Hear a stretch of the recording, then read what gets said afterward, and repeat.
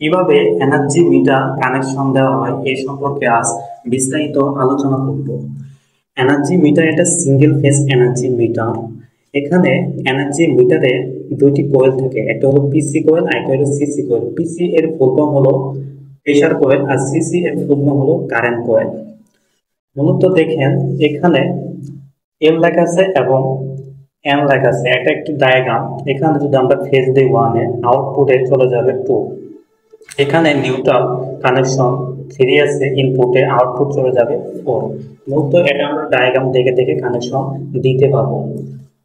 মিটারের ভিতরে যে কোয়েল আছে পিসি এবং সিসি, প্রেসার কোয়েলের প্রথমে আমরা ইনপুট তার কানেকশন দেওয়া থাকে মিটারে, আউটপুটে ইনপুটের তার কানেকশন দেওয়া থাকে মিটারে প্রেসার কোয়েলে আউটপুটের তারের সাথে।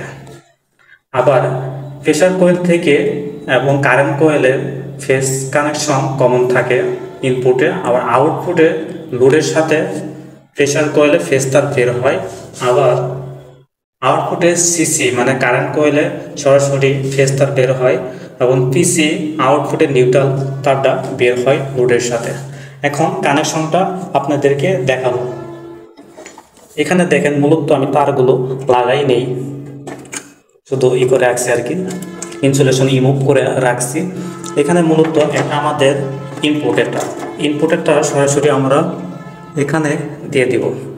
আবার এখানে মূলত এটা হলো এইচডিবি সার্কিট ব্রেকারের তার, এটা হলো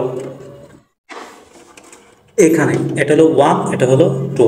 এই যে এখানে আমরা লাইন দিলাম ইনপুটে, আউটপুটে টুতে নিয়ে গেলাম, ডায়াগ্রামে সুন্দরভাবে করে দেখা যাচ্ছে। তো আমাদের ফেজ তার কানেকশন হয়ে গেল। যেহেতু আমাদের এখন নিউট্রাল তার কানেকশন দিতে হবে, এটা হলো 3 নম্বর, তাহলে আমরা 1 2 3, এখানে আমরা 3 নম্বর নিউট্রাল তার কানেকশন দিয়ে দিলাম ইনপুটে। যেমন আউটপুটে 4, 1 2 3 4 4, এই 4-এর ওখানে আমরা লোডে 4 নম্বর ওখানে কানেকশন দিয়ে দিলাম। এটাই হলো মূলত এনার্জি মিটারের কানেকশন।